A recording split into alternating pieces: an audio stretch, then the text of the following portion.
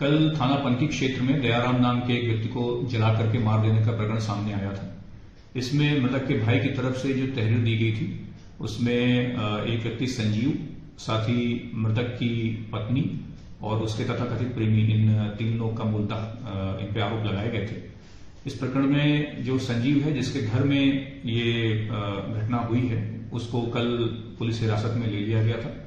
उसे जो पूछताछ हुई है और उसमें जो चीजें निकल करके सामने आई हैं, तो संजीव, जो आरोपी संजीव है, उसने ये बताया है कि ये घटना उसने स्वयं ने अकेले करी थी और इसके पीछे जो कारण था, क्योंकि संजीव को ये लग रहा था कि जो मृतक दयाराम है, संजीव की पत्नी से उसके नाजायज संबंध थे। इसी बात से परेशान होकर के संजीव जब दयाराम संजीव से मिलने आया तो उसने मौका देख करके दरवाजा बंद करके अकेले ही इस घटना को अंजाम दे दिया गया। प्रथम दृष्टया जो अन्य दोनों आरोपी हैं, मृतक की पत्नी और उसका तथाकथित प्रेमी, इन दोनों की भूमिका अभी तक इस प्रकरण में प्रथम दृष्टया नहीं प्रतीत हो रही है। फिर भी घटना के दिन वो लोग कहां पर थे और क्या उनका संपर्क जो आरोपी संजीव है इससे किसी प्रकार से हुआ था अथवा नहीं हुआ था, इन सभी बिंदुओं पर अभी जांच जारी है और जो संपूर्ण साक्ष्य सामने आएंगे उसके आधार पर विधिक कार्रवाई की जाएगी। कानपुर में पति और पत्नी का रिश्ता कुछ इस कदर बिखरा कि आज इसकी गूंज पूरे देश में सुनाई दे रही है। यहाँ पर एक बीवी ने अपने प्रेमी और उसके कुछ साथियों के साथ मिलकर अपने ही पति को एक कमरे के अंदर जिंदा फूंक दिया। पति की मौत हो गई। पति अपने भाई से जान बचाने की गुहार लगाता रहा, लेकिन ना तो भाई टाइम पर पहुंच पाया, ना ही पुलिस। भाई की जान चली गई। इसके बाद पुलिस ने जो खुलासा किया उसे सुनकर आपके भी होश उड़ जाएंगे। 45 साल के इस व्यक्ति का नाम है दयाराम। दयाराम ने साल 2009 में फतेहपुर की रहने वाली एक लड़की से शादी की थी। शादी के कुछ टाइम तक सब कुछ ठीक ठाक रहा। दोनों के बीच बेशुमार मोहब्बत थी, जिसके बाद उनका एक बच्चा भी हुआ, जिसका नाम आद्विक रखा गया। आद्विक के आने के बाद दयाराम और उनकी पत्नी का प्यार और भी बढ़ गया। दयाराम अपनी पत्नी को बेहद प्यार करते थे। दोनों साथ में कानपुर में ही रहते थे, लेकिन कुछ समय के बाद दोनों के बीच न जाने ऐसा क्या हुआ कि उनकी बीवी उन्हें धोखा देने पर उतारू हो गई। हालात एक दिन ऐसे आए कि जो दयाराम है, उन्होंने अपनी पत्नी को पवन नाम के व्यक्ति के साथ आपत्तिजनक हालत में देख लिया। इस अवस्था में देखने के बाद भी दयाराम अपनी पत्नी से लगातार पवन से दूर रहने के लिए कहते रहे। उन्होंने ना तो कोई लड़ाई झगड़ा की, ना ही अपनी पत्नी को कोई अपशब्द कहे, बल्कि उन्होंने अपनी पत्नी को समझाया कि वो उस व्यक्ति से दूर हो जाए। उस वक्त उनकी पत्नी ने उन्हें ये भरोसा दिया कि वो पवन से दूर हो जाएंगी, वो हमेशा के लिए अपने पति और अपने बच्चे पर ध्यान देंगी। लेकिन दयाराम के पीठ पीछे ये महिला लगातार अपने पति को धोखा देती रही और पवन के साथ अपने प्यार के रिश्ते को आगे बढ़ाती रही। लेकिन जो पवन और दयाराम की बीवी हैं, जो जब दयाराम ने दोनों को उस आपत्तिजनक हालत में देखा था, तब से दयाराम के दिल में पवन के प्रति काफी गुस्सा भर चुका था। इसके बाद दयाराम के साथ एक और घटना हुआ कुछ यूं कि ये जो पवन है, जो कि जिसने दयाराम की पत्नी के साथ अवैध रिश्ता कायम किया था, उसने उनके बेटे आद्विक के नाम पर एक ढाबा खोल लिया। ढाबा सुनने की खबर जैसे ही दयाराम को मिली, उन्होंने तुरंत ही पुलिस स्टेशन में एक प्रार्थना पत्र दिया और इस पर घोर आपत्ति जताई। पुलिस वालों ने इस पर कोई एक्शन नहीं लिया। इससे दयाराम काफी मायूस हुए और वो लगातार अपनी पत्नी को ही समझाते रहे। पत्नी उनकी बात से बेखबर और उनको अनसुना करके लगातार पवन के साथ अपने रिश्ते को आगे बढ़ा रही थी, जिसके बाद दयाराम ने यह डिसाइड किया कि वो अपनी पत्नी को तलाक दे देंगे और उन्होंने कोर्ट में एक पिटीशन दायर किया और पत्नी को तलाक देने की अर्जी डाल दी। ये मामला कोर्ट में चल ही रहा था, तभी उनका एक दोस्त है महेश का एक दोस्त है संजीव कुमार, जो कि एक वकील है। महेश जो है वो पवन का भी दोस्त था।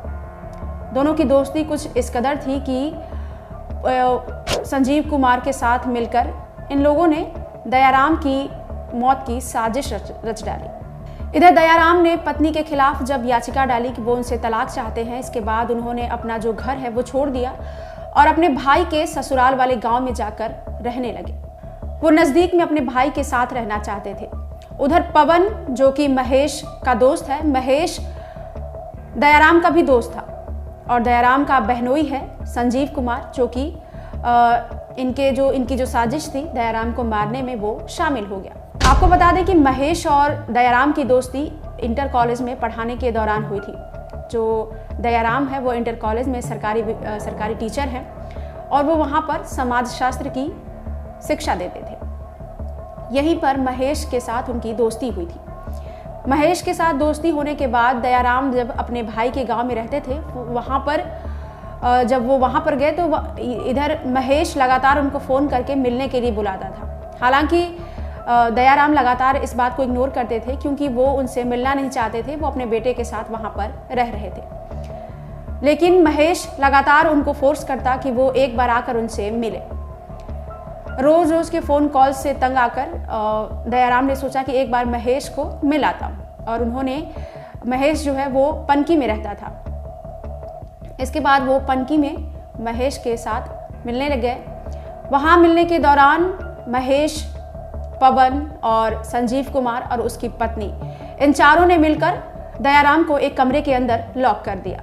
इस दौरान दयाराम लगातार चीखते रहे कि दरवाज़ा खोलो और मुझे बाहर निकालो, तुम मुझसे मिलना चाहते थे तो मुझसे बात करो, और क्या बात है, हम बातों के जरिए अपनी जो प्रॉब्लम्स हैं उसको सुलझा लेते हैं।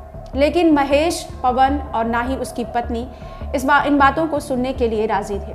फिर इन्होंने जैसे कि प्लान किया था कि घर को आग लगानी है, इन्होंने पेट्रोल डाला और घर पे आग लगा दी। चारों तरफ आग ही आग और धुएं के बीच दयाराम ने अपने भाई को फ़ोन किया। उन्होंने अपने भाई को कहा कि उसकी पत्नी और उसके 4 दोस्तों ने मिलकर घर में आग लगा दी है और वो एक कमरे के अंदर लॉक है। जिसके बाद उनके भाई ने फौरन ही वो वहाँ अपने गांव से निकलकर पनकी पहुँचे। लेकिन जब तक वो मौका वारदात पर पहुँचे तब तक दयाराम की मृत्यु हो चुकी थी। दम घुटने और जलने की वजह से दयाराम की ये मृत्यु हुई थी। इसके बाद दयाराम के जो भाई हैं उन्होंने पुलिस में जाकर शिकायत दर्ज करवाई। उन्होंने उनकी पत्नी, उनके 4 दोस्तों के खिलाफ ये मामला दर्ज कराया और पूरी जो घटनाक्रम है, किस तरीके से इस घटनाक्रम को अंजाम दिया गया है और किस तरीके से दयाराम की पत्नी ने उनको धोखा दिया था, ये सारी बातें पुलिस को बताई। जिसके बाद पुलिस ने जो आरोपी है, जो संजीव कुमार, उसी ने आग लगाई थी। इस दौरान जब वो आग घर जल रहा था, जब पुलिस वहाँ पर पहुँची, जब तक वो वहाँ पर पहुँची दयाराम की तो मृत्यु हो चुकी थी, लेकिन वहाँ से ये चारों भी गायब थे। लेकिन इन लोगों को इस बात की खबर नहीं थी कि दयाराम ने अपने भाई को फ़ोन कर दिया है और भाई ने पुलिस को ये जानकारी दे दी है और ये मामला पुलिस तक जा पहुंचा है। इसके बाद ये कंफर्म करने के लिए कि दयाराम की मौत हुई है या नहीं, ये चारों उस घटनास्थल पर पहुंचे। लेकिन पहले संजीव कुमार ही वहां पर पहुंचा। जब वो वहां पर पहुंचा तो पुलिस की मौजूदगी देख उसके होश उड़ गए। पुलिस ने उसको देखा और तुरंत ही गिरफ्तार कर लिया। इसके बाद पुलिस ने बाकी के आरोपियों को भी गिरफ्तार किया और आगे की कार्रवाई में जुटी हुई है। फिलहाल लगातार पुलिस पूछताछ कर रही है। मृतक है उनकी पत्नी से और पवन, संजीव और महेश के साथ। इस केस को और भी मजबूती से आगे बढ़ा रही है और जो दयाराम के भाई है उन्होंने पुलिस में केस दर्ज करवा दिया है, जिसके बाद इन पर कई गंभीर धाराओं में केस दर्ज किया गया है और पुलिस आगे की कार्रवाई में जुटी हुई है। आगे इस मामले में जो भी अपडेट सामने आएंगे हम आप तक ज़रूर लेकर आएंगे। मेरा नाम है पूनम शुक्ला और आप देखते रहिए